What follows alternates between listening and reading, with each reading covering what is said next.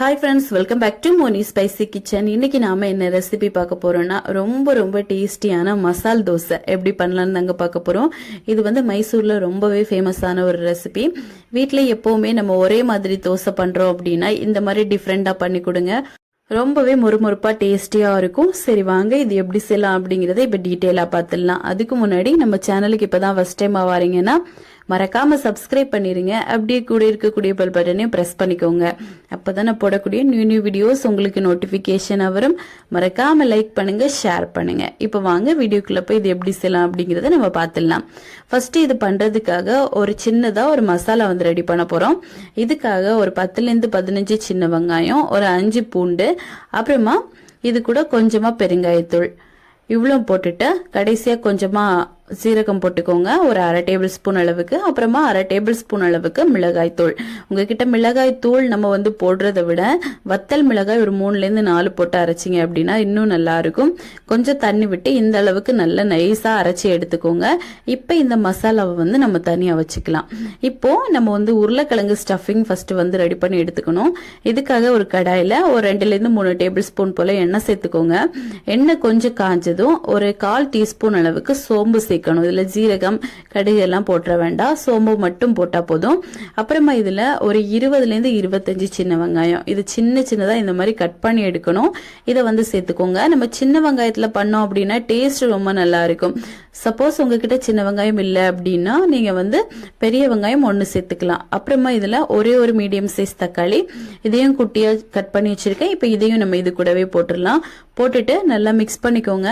அப்புறமா 1 table spoon அளவுக்கு நான் வந்து பச்சை மிளகாய், இஞ்சி, பூண்டு இவ்வளோத்தையும் நல்லா வந்து உரல்ல போட்டு இடிச்சு இந்த மாதிரி நம்ம வந்து சின்னதா கிரஷ் பண்ண மாதிரி சேர்க்கணும். இது வந்து ரொம்ப முக்கியம். மிக்சியில போட்டு ரொம்ப அரைச்சிடக்கூடாது. இந்த மாதிரி இடிச்சிட்டு சேருங்க. ஒரு 2 பச்சை மிளகாய், ஒரு துண்டு இஞ்சி, ஒரு 2 to 3 பூண்டு இவ்வளவு போட்டு இடிச்சு இதையும் சேர்த்து நல்லா வந்து வதக்கி விட்டுக்கலாம். இப்ப பாருங்க நல்லா வதங்கிருச்சு. இந்த டைம்ல நம்ம வந்து 3 பொட்டேட்டோ நல்லா வேக வச்சு மசிச்சு வச்சிருக்கேன். இதை வந்து நம்ம இது கூட போட்டுடலாம். போட்டுட்டு ஒரு 1/2 கப்லேருந்து 1 கப் போல தண்ணி சேர்த்துக்கோங்க. தண்ணி சேர்த்து இப்ப நல்லா மிக்ஸ் பண்ணிக்கோங்க. இந்த தண்ணியிலே பாத்தீங்க அப்படின்னா இது கொஞ்சம் நல்லா வத்தி வெந்து வரணும். இது ரொம்ப முக்கியம். இப்போ நல்லா வந்து நம்ம மிக்ஸ் பண்ணி கொடுத்துட்டு தேவையான அளவுக்கு பொடிகள் போட்டுடலாம். மஞ்சள் தூள் ஒரு 1/4 டீஸ்பூன் போட்டுக்கோங்க. அப்புறமா உப்பு ஒரு 1/4 டீஸ்பூன் போட்டுக்கோங்க. பொட்டேட்டோல ஆல்ரெடி நம்ம வந்து உப்பு போட்டு தான் வேக வச்சிருந்தோம். அதனால தான் 1/4 டீஸ்பூன் நீங்க பார்த்து செக் பண்ணி போட்டுக்கலாம். அப்புறமா ஒரு 1/4 டேபிள் ஸ்பூன் அளவுக்கு நம்ம வந்து மிளகுத்தூள், நல்ல மிளகுத்தூள் போட்டிருக்கோம். போட்டுட்டு இப்ப நல்லா வந்து மிக்ஸ் பண்ணிக்கலாம். இதுல மற்றபடி எந்த ஒரு மல்லித்தூள், மஞ்சள் தூள், சிக்கன் மசாலா இதெல்லாம் போட வேண்டாம். இந்த மாதிரி சிம்பிளான மசாலா போட்டு நம்ம ரெடி பண்ணிட்டோம் அப்படின்னாலே ரொம்ப சூப்பரா ரெடி ஆயிரும். இப்ப பாருங்க நம்ம சேர்த்திருக்கக்கூடிய தண்ணி எல்லாம் நல்லாவே வத்திருச்சு. இனிமே ஸ்டவ் ஆஃப் பண்ணிட்டு நம்மளுக்கு இதை வந்து அப்படியே ஆற விட்டுறலாம். இப்ப பாருங்க நல்ல மசாலா எல்லாம் சூப்பரா ரெடி ஆயிடுச்சு. இந்த அளவுக்கு நல்லா சூப்பரா ரெடி ஆகி வரணும்.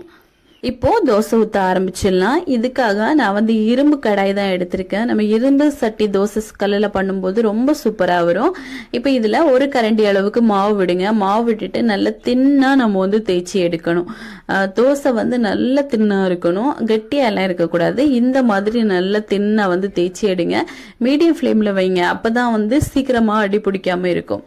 இப்போ இதுல 1 to 2 டேபிள் ஸ்பூன் போல நம்ம வந்து நெய் சேர்க்கணும். இது ரொம்ப முக்கியம். மசால் தோசாவுக்கு நம்ம வந்து நெய் சேர்த்து பண்ணோம் அப்படின்னா தான் டேஸ்ட் வைஸ் ரொம்ப நல்லா இருக்கும்.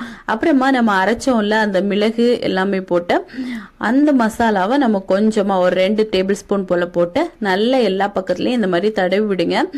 இப்படி பண்ணும்போது இந்த மசாலாவோட சாப்பிடும்போது ரொம்ப நல்லா இருக்கும். இதுக்கு தேவை சட்னி எல்லாம் தேவை அப்படிங்கிற அவசியம் இல்லை. நம்ம நார்மலாவே வச்சு சாப்பிடலாம். ரொம்ப டேஸ்டியா இருக்கும். அப்புறமா நம்ம வந்து உருளைக்கிழங்கு வேக வச்சு வச்சிருந்தோம்ல, அதுல வந்து ஒரு 2 டேபிள் ஸ்பூன் போல ஒரு பக்கத்துல மட்டும் வைங்க. எல்லா பக்கமும் எல்லாம் வைக்க கூடாது. ஒரே ஒரு பக்கத்துல இந்த மாதிரி வச்சுட்டு தோசைய எல்லா பக்கமும் நீட்டா எடுத்து விடுங்க. எடுத்து விட்டதுக்கு அப்புறமா நம்ம மடிச்சோம் அப்படின்னா நல்ல முறுமுறுப்பா நல்ல டேஸ்டியா இருக்கும். இந்த தோசையை பொறுத்தவரை சுட சுட இருக்கும் போதே நம்ம வந்து சாப்பிடணும்.